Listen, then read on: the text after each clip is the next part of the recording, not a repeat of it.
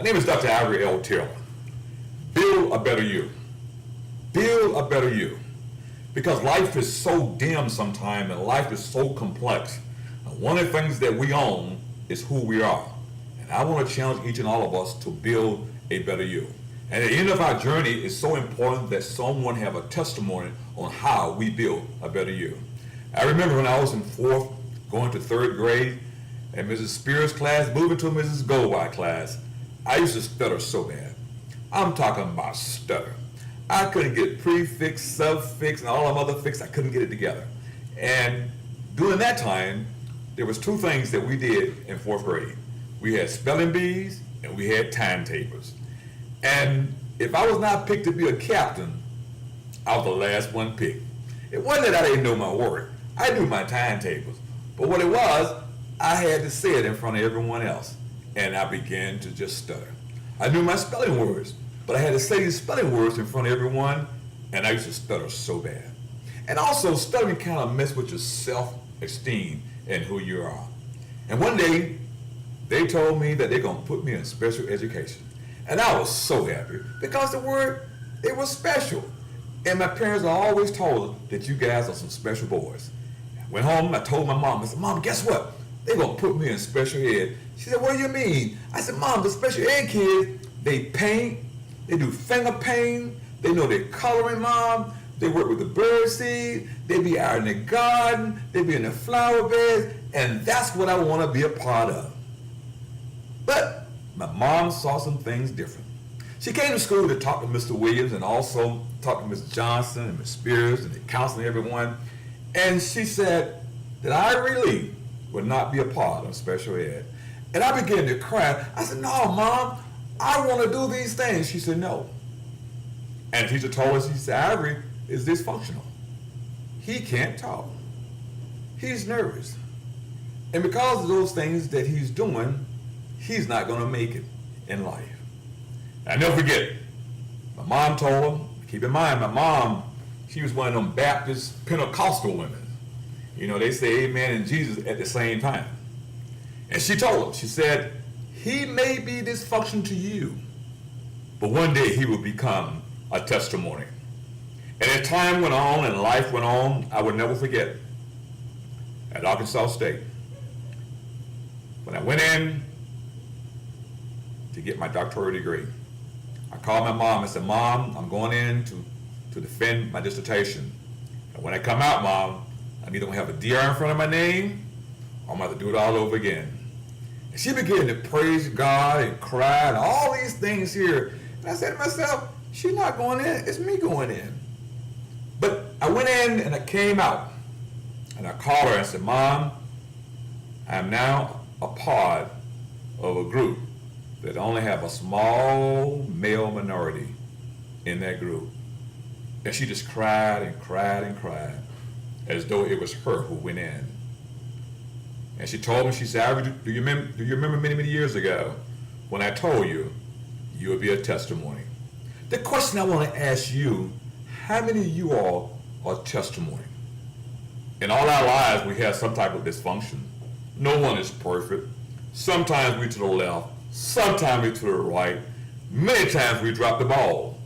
But how many can get back up and say, guess what? I'm going to be successful. I'm going to build and become and be all that I can be.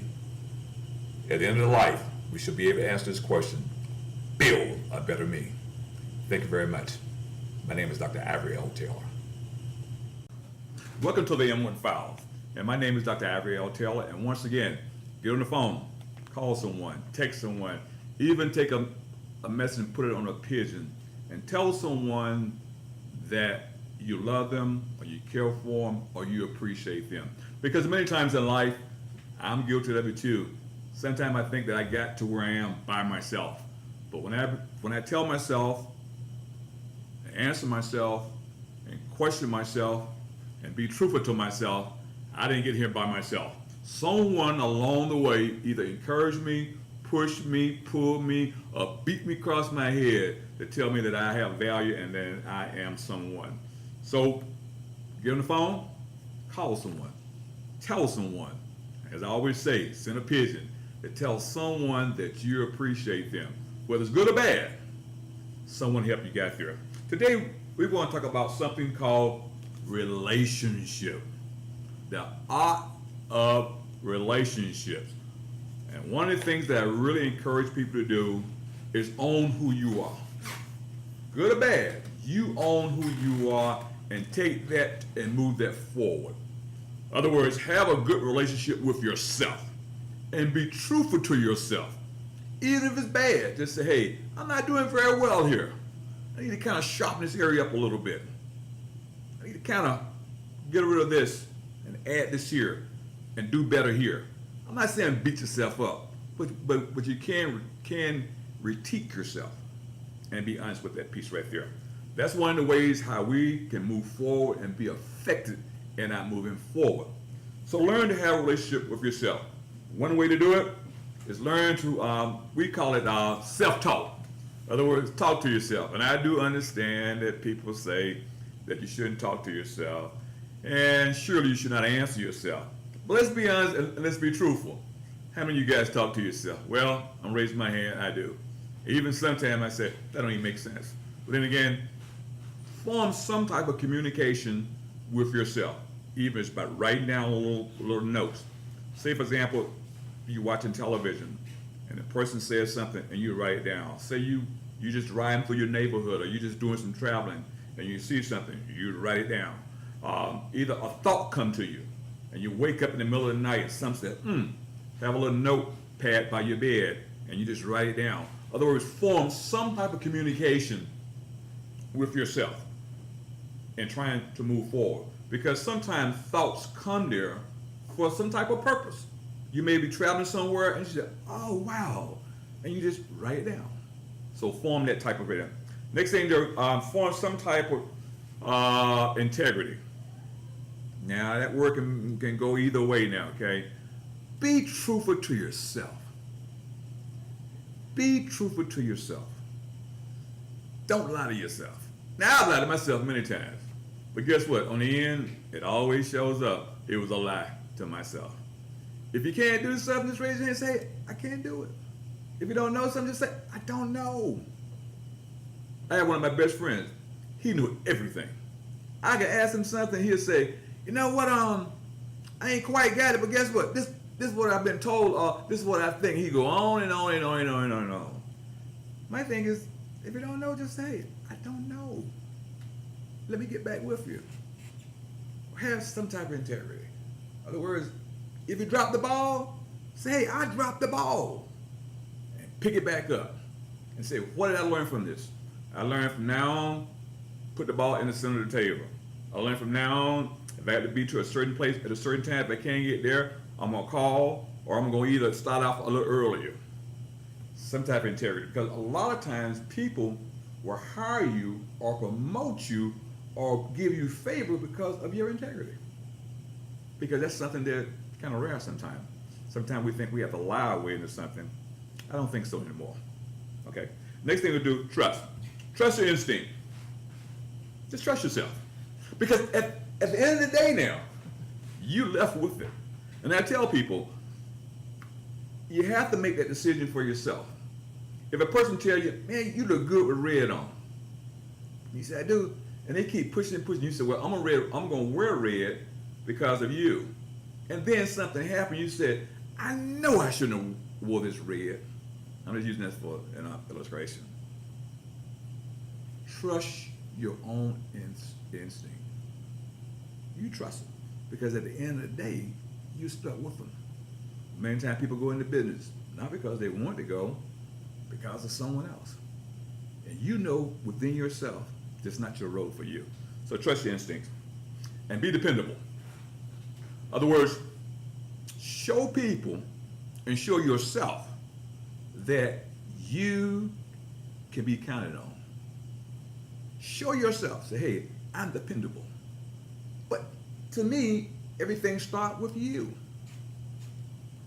And then from me, who I am you, then it goes forward. Am I dependable? Can a person depend on me? Well, can I depend on myself? These are some tough questions. But once we learn to have a relationship with ourselves it'll get a little bit easier to have a relationship with someone else.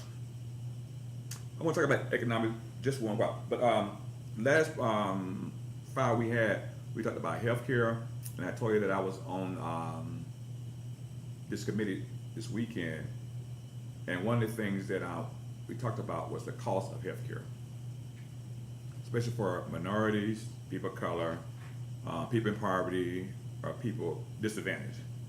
A very good program. I mean, it was a very good discussion. And some of the things that I brought out, it goes back to what I always talk, everything starts with you. People in healthcare, or companies in healthcare, are there to make money.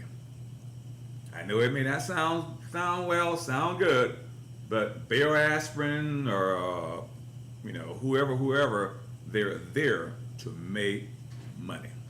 Yeah, sure. Humanity comes about that too now, okay? Because many of them give back. But if you know in your family, when y'all have your family reunion or y'all have the weddings or other funerals, everybody kind of come together. You got Big Mama there and Uncle Tiny and all these people here. You need to ask these questions. Say, what's in our family that I need to know about? Because if your family has a history of diabetes, for example, then there's a great chance that can penetrate within your life. Because now we're finding out that babies are now born with some type of diabetes now. I kid you not. Because what happened is genetic. When the mother and the pop get together and everything, it may be in their family. So what happened, that seed or the sperm, it comes together, and then maybe while the mother is carrying the baby, if she's not eating properly and she has a form of that, then the baby has it. So if you know that, that means what? I need to look at myself and say, what diet am I on, or what am I eating to encourage diabetes? Let's say your family has a trait of asthma, just for example. So that means that you can't be around people who smoke. You can't be around areas that has a whole lot of trees that has this stuff up in the air and everything. You have to watch where you live, where you go. Okay. Now I do understand that some people across America or across the world, sometimes you get stuck, and you just cannot move from place to place. So I encourage you that in your home, keep your home clean. In other words, if you have carpet, keep that carpet clean. Because when people come in your house, or when you come in your house, the shoes that you wear come off the street, you come in the house, get in the carpet, so that dust there, if you have asthma, it kind of encourages that. So whatever, I don't want to call it disease, but whatever illness that you have, that you encourage, with no fault of your own now, okay? Let's try to do something on our end about it. I was talking to some young people, and we was talking about marriage. And I had told her that I'm the wrong person to get marriage counseling. But one of the things I did share with them is that two things to ask when you're ready to get married is ask the person about their family tree. In other words, what health issues there's in your family that you know of. Now, I know you all in love. Please don't misunderstand. I understand that part with that, because you got the Google feel, all this kind of stuff right here. But ask the person, say, what's in your family that there's a problem, okay? Then also ask for the financial statement too now, okay? But we're really about the health piece there. We can do a lot of things, and we can do them well, but everything comes back to you. Everything comes back to you. When I become a better person, then people around me, they have opportunity to become better. When I'm a better hubby, then the wife have a chance that she can become better because she have less problems with me. The world becomes more healthier when I become better. So let's put a lot of stock, a lot of investment in you. Today, I want to share something with you. We was talking about investing in pennies on a dollar. This is a company that they make drinks, and I do have, I'm invested in this company. and this is that new hip, the cousin to marijuana, and it's pennies on the dollar. Remember I shared with you before, I think McDonald's, this is me thinking that if you have $5, you can go to McDonald's and get a nice burger, French fries, a nice Coke, and you can big size and move on. But once you eat that, it's gone. But when you take a couple of pennies and you invest, there's an opportunity that you can have what we call a return on your investment. And one of the ways for you to become wealthy, or one of the ways for you to really help your family out, is learn how to invest. This company here, it was pennies on a dollar. I use E-Trade, but there's a lot of trades out there that you can do. And this is one way we can teach our children how to invest. I know many times we have the little piggy bank. I'm not sure what they have now, but I had a little piggy bank, and Daddy had where if I took the little plug off the piggy bank, he knew about it. So learn to invest in your life, in your health. Learn to invest financially too. So find something out there that you can invest a nickel in, or you can invest $1 in, you can invest whatever it is. So give up the burger and say, I'm going to take this dollar and I'm going to invest, looking for revenues. Sure, it's a risk. Going to get a college education, it's a risk. You driving on the highway, it's a risk. In other words, you can buy a nice car and then someone runs a red light, guess what? The car's totaled and you too. So life is a risk though. But if we don't do something to invest in who we are, or what we are, or how we're going to do things, guess what? That's a risk too. So let us have that relationship with ourselves. The only reason I brought this up is because someone emailed me and said, Dr. Taylor, I want to invest, but it costs too much. And I want to show you, it really don't. And it may cost you your time now, okay? Or it may cost you some reading. It may cost you some time from not watching a 3-hour ball game or doing some other things like that, but it will pay off. Like, for example, I'm just calling some names out here, okay? Like Ford Motor Company, I think it's like $9 and some, give or take. To go out and get you a nice barbecue sandwich, it's gonna cost you about $8, less than 10, somewhere in the area. So you can buy one stock of Ford to equal a barbecue sandwich. I'm using that for example. It could be something else now, okay? And then Ford give what we call a dividend. I think their dividend now, I think it's 12 pennies. I think what it is. But if you was to invest in something in the RIF, you could get some dividends like 35 cents or 12 pennies every month, or either 45 cents per share every quarter. My main thing is take some time to invest. So whatever, if you're on a fixed income or you just barely have a little bit of money coming or whatever it is, right, there's a place at the marketplace for you. But you got to invest in your time though. You got to read. On Facebook this weekend, there was a huge discussion about this young lady. She was angry because her best friend did not take time with her to explain the company. Her friend had a company, and she wanted to build a company just like her friend. And her friend would not give her enough time to tell her how they got there. Her friend said, well, I prayed a lot. Her friend said, well, I did a lot of yoga. Her friend said that she went to a gym a lot and she walked a lot. But this was not what this particular person wanted to hear. And then people got on the net that was saying black folks are scared to share how they started success because they are scared that the person is going to take over their company. And it went on and on and on and on. Now me, I saw that totally different. Because I think that if I was explaining to a person in detail how I started my company, in detail now, okay? If that person didn't do no reading on their own and they hit a storm in life or hit a brick wall, I'm gonna be to blame.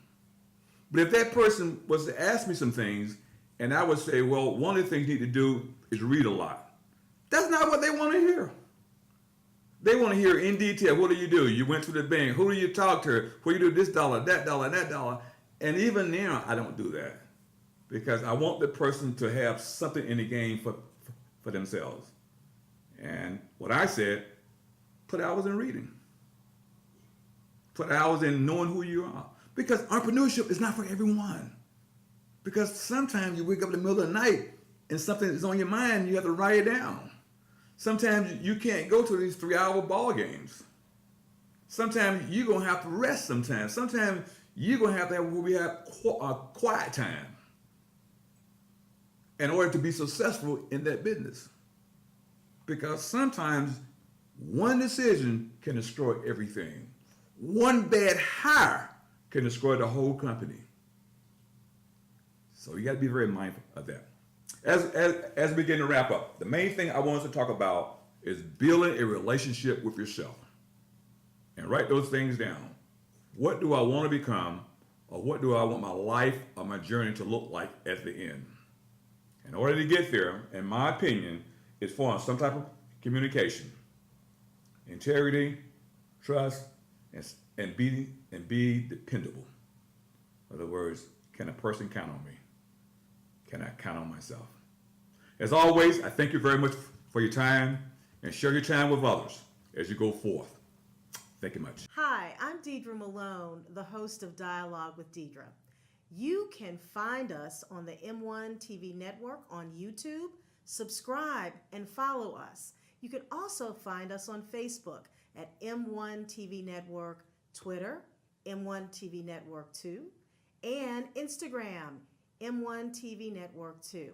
Please follow us so you can keep up to date with what's going on the M1 TV Network with Dialogue with Deidre and Black Thought.